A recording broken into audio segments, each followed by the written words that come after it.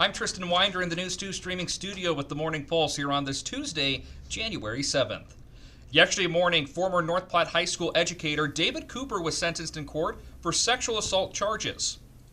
In November of 2024, Cooper pled no contest to charges brought against him in 2 cases, totaling 3 charges. The case revolves around the sexual abuse of a former student beginning in November of 2022 and ending upon his initial arrest in February 2023. Monday, Cooper was sentenced for all 3 charges after the victim's family agreed to not seek restitution.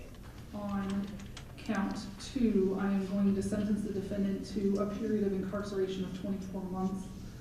On count 1, I am going to sentence the defendant to a period of incarceration of 36 months.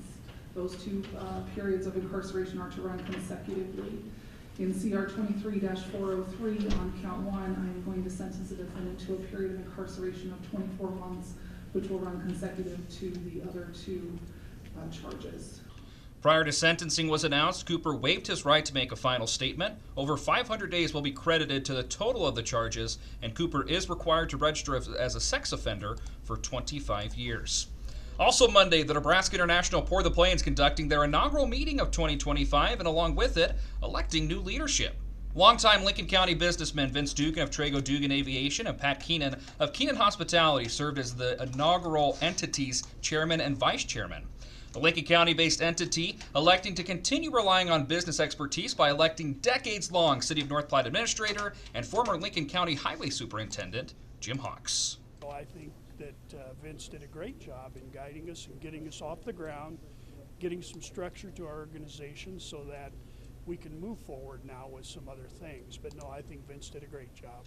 There's so much potential up there, and I think it's incumbent on us to work closely with the county board, with DevCo, and try and bring this thing together so that we can actually see some development start to happen up there. Longtime Lincoln County ag businessman Kirk Olson was elected to serve as the vice chairman of the Nebraska International Port of the Plains.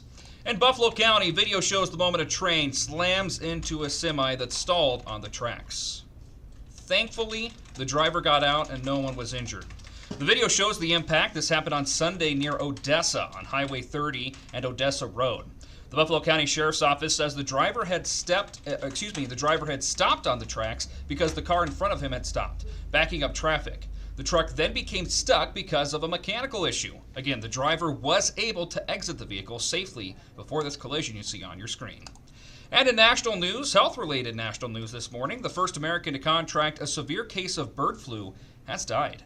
The Louisiana Department of Health says the patient was over 65 years old and had underlying medical conditions. The individual was hospitalized with the flu and after exposure to a flock of birds. Officials say no other person linked to the patient has become ill. So far, dozens of Americans have contracted the dangerous bird flu. Rounding out the Morning Pulse here on Tuesday, January 7th with a check of the 7-day forecast. Another cool one in store for us today, 21 just the high. A little bit of sunshine in the forecast and not a lot of chances of moisture for the foreseeable future. In fact, we have to get into the weekend for just a slight chance of moisture. Cool temperatures sticking around though for Wednesday, Thursday, and Friday. We might get just above freezing, it looks like, for most of those days.